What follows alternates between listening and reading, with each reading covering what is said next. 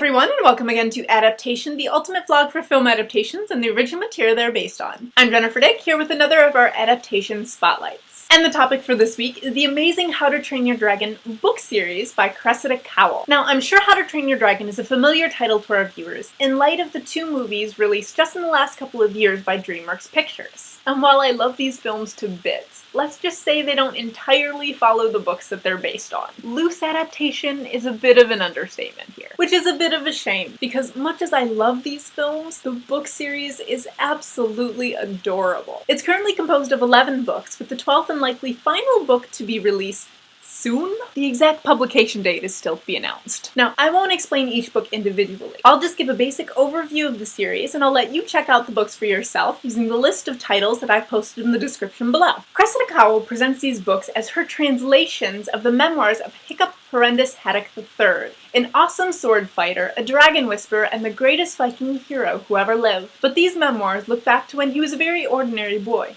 and finding it hard to be a hero. And yes, I stole those lines from the books. Basically, Hiccup is small and scrawny and as un-Viking-like as you could possibly imagine, which doesn't veer too far from the movies, yet.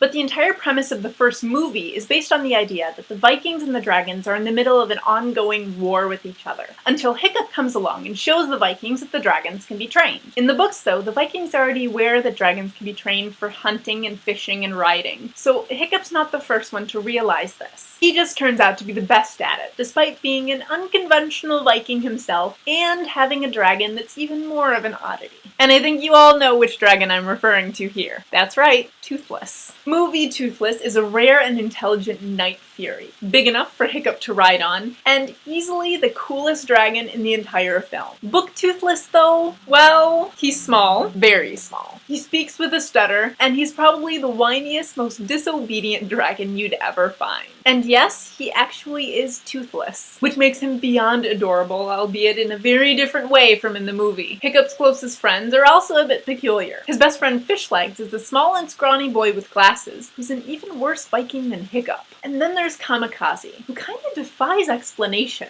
No wait, I'd say her name is pretty descriptive here. She's small and wild in appearance and behavior, and a huge trash talker, even smack dab in the middle of a fight. And then the series also has a great collection of villains as well. You've got the hairy scary librarian, Norbert the Nutjob, the Green Death, and most importantly, Hiccup's arch enemy, Alvin the Treacherous. Once again, the name kinda says it all. And this combination of characters makes for some really great stories and adventures. You've got everything from pirates and buried treasure to hidden lands and mysterious prophecies. And dragons. Of course, there's dragons. Dragons of all shapes and sizes and skills. Lots and lots of dragons. So, dragons.